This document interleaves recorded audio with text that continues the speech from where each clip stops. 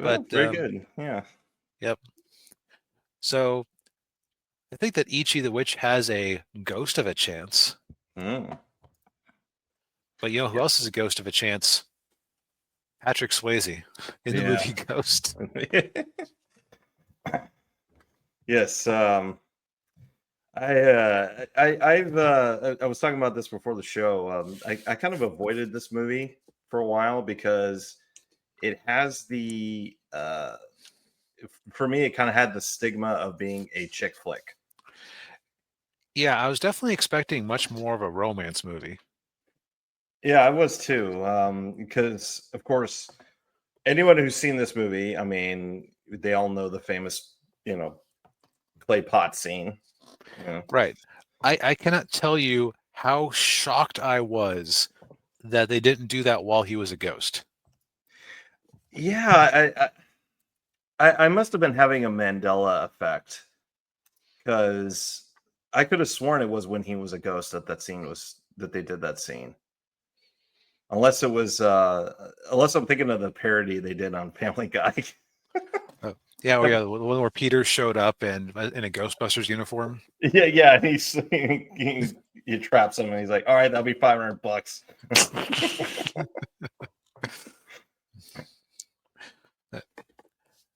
All right, so now I think this is just a general classic for. Well, actually, no, I don't think that. Do you think? I think kids would get bored by this, and or it wouldn't be appropriate for them, really. Probably, yeah. So it's a nice three-quadrant movie. Yes, yeah. Yeah, it's I would say it's certainly probably more supernatural thriller than anything else. Yeah, Than that. that's a Yeah, good categorization for it. Just with a yeah. strong romantic element. Yeah. Um, and so I guess to get into the plot of the movie, we've got a young couple, Sam Wheat, who's played by that's Patrick Swayze, and then his girlfriend Molly Jensen, who's played by Demi Moore. And they also have, or Sam's got his best friend Carl, played by Tony Goldwyn, he looks familiar. Can't place what other movies he might have been in, but they're a young couple. Sam and Carl are bankers, and Demi Moore, Molly, she's an artist, and they're basically just happy couple in love. But then when they're leaving a play, uh, no, oh no, Bogdan, he wasn't a ghost in the clay pot scene. That was we were kind of getting confused about it. I Uh, thought he was, but he wasn't. yeah, I was having a little Mandela moment there. yeah. Uh, I mean, basically, it's because we knew it was a movie about ghosts, and we knew that there was that clay pot scene, so we just naturally assumed that it occurred while he was a ghost. right, yeah. Um, so but then they're the two of them are leaving a play, and then they get mugged, and there's a struggle, and then Sam gets shot, and I will say that was a really good technique for how they did that scene, when he gets shot, and then you see him chasing after the guy who shot him, but then he goes back, and then he sees Molly holding onto his dead body, and then Uh, that's when you realize that he's dead. right, as she swears vengeance becomes Batman, because that's what happens whenever someone gets shot going out of the theater. Right, yeah. Well, maybe not this time. uh But we don't know if they would have done it in a Ghost too. that might, maybe, yeah. Well, this movie made enough money that yeah, there probably were there were probably some Yeah, studio people that wanted a sequel. yeah. I had no idea how big this movie was. This thing made 500 million at the box office in 1990. Nobody expected that at the time. No, no. Heck, that in modern purchasing, that is 1.2 billion dollars. That is Wolverine and Deadpool money. Yeah. Without without nearly as much of an international box office to boost it up. Yeah, and it might have been either one of, or it might have been the second highest because I think Home Alone came out the same year. Yeah, so that was if you were a movie or if you owned a theater, that was a good year. It was a good year, yeah. Um, yeah. So as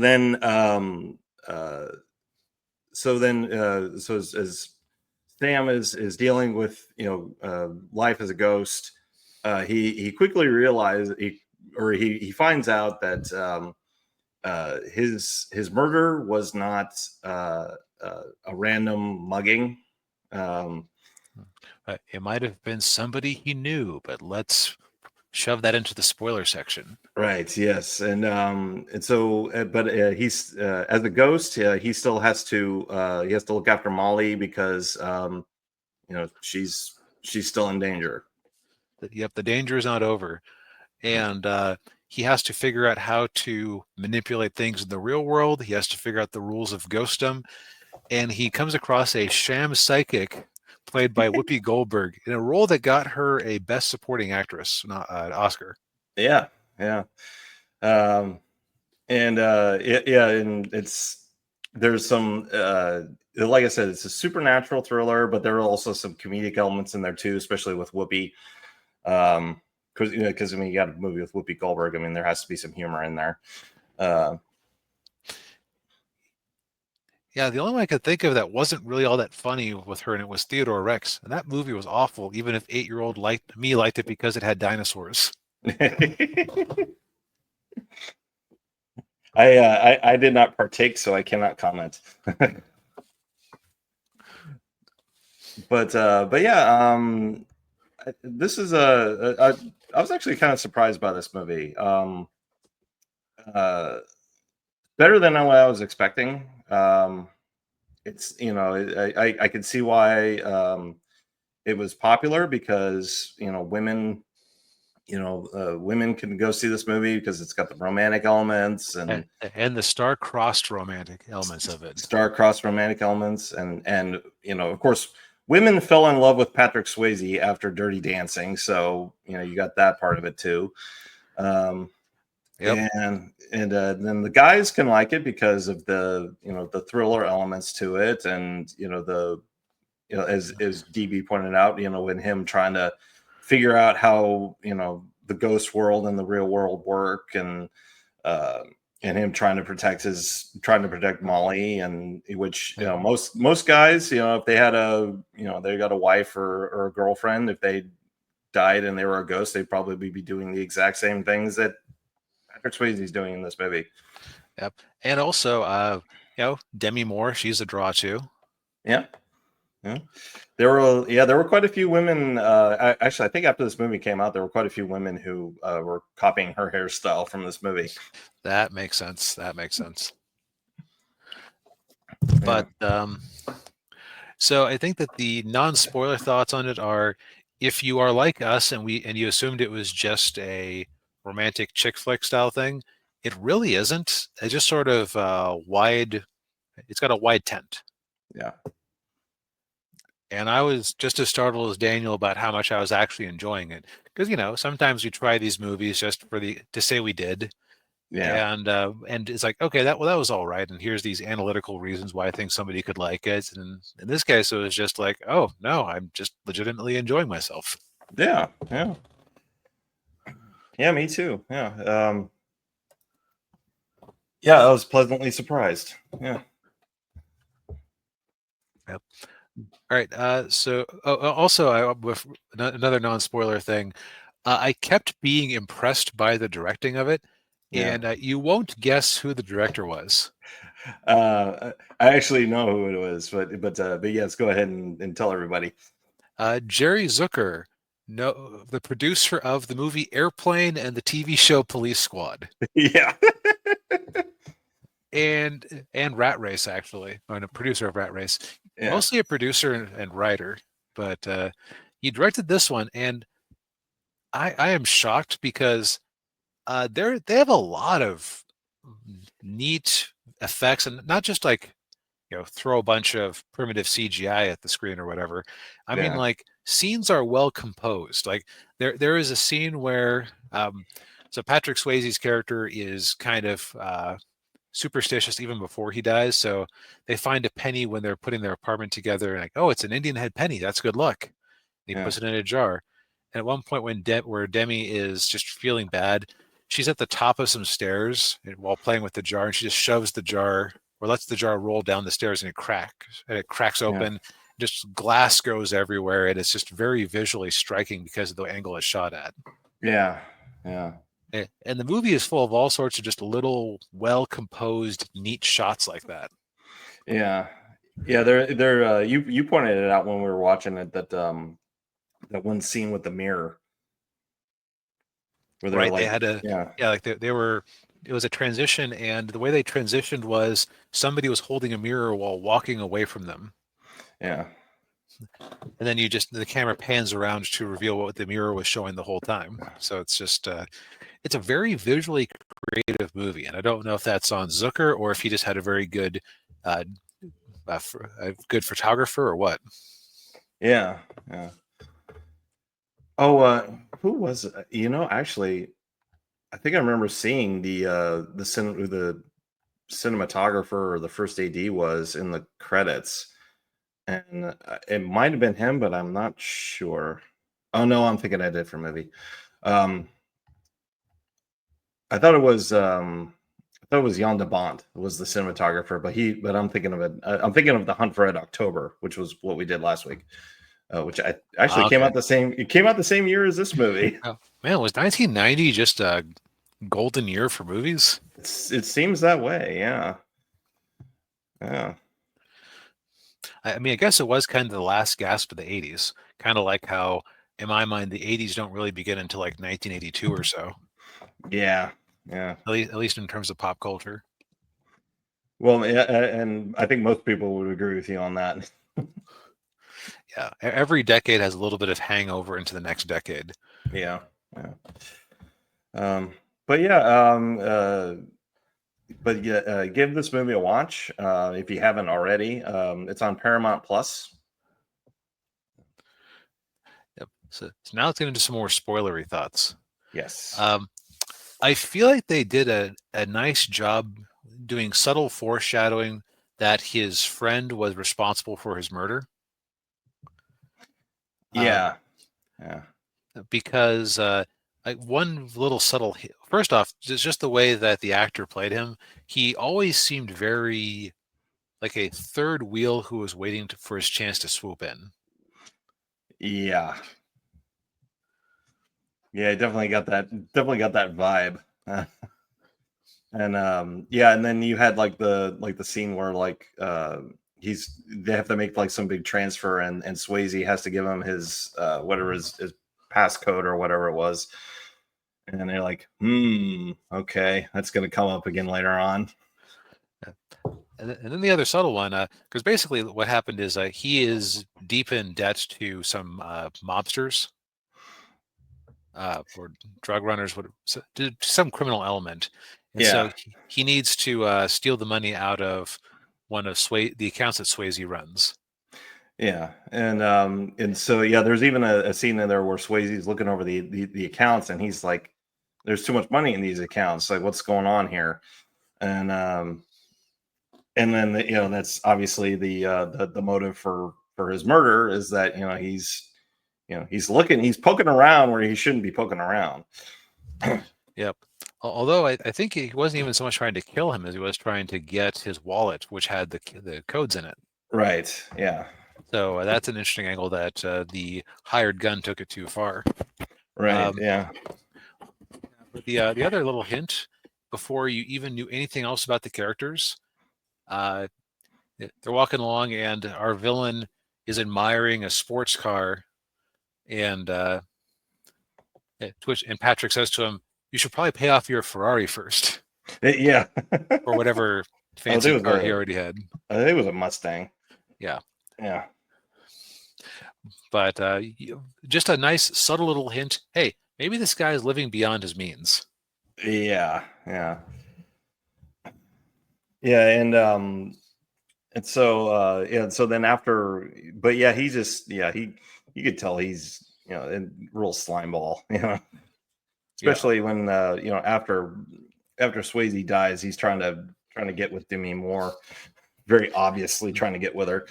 Oh, I spilled coffee on my shirt. Oh Oh, darn! I'm gonna I have to need to take it take it off. Yeah. off. Yeah. Yeah. Um, Yeah. uh, we mentioned before that Whoopi Goldberg is great in every scene she's in. Yeah. What's great about it is that I enjoy the scenes where she's having to deal with the fact that Patrick has unintentionally awoken whatever psychic potential she actually had. Yeah. As she's pretending to be a total fraud. Although she is a total fraud pretending to speak to the dead. So he shows up in her little parlor, and Yeah.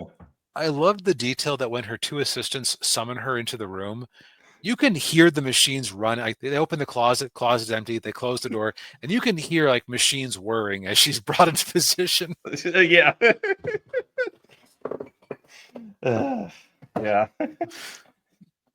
But and, like the scenes where she's being hounded by a bunch of ghosts who realize that there's somebody around who can actually hear them. Yeah. They all look at Swayze like, hey, get in line, man. Another scene I really liked, and it just kind of it points to like this is the cosmology of this is at least somewhat thought out. Initially, Patrick can't affect any physical objects, Yeah. and so there is a homeless ghost who just rides the trains and is very bitter and territorial, and he ends up goading the guy into training him how to affect physical objects.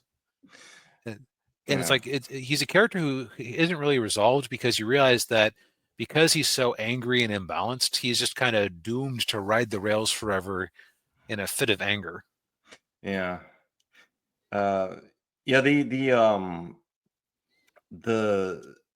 if there was a religion I could ascribe to the way the afterlife works in this movie, it would probably be Catholicism. Right? It's like Because Catholics plus ghosts. Catholics supposed to go, because because the homeless guy is essentially in limbo or purgatory, and he's stuck between the two. He's just stuck between heaven and hell.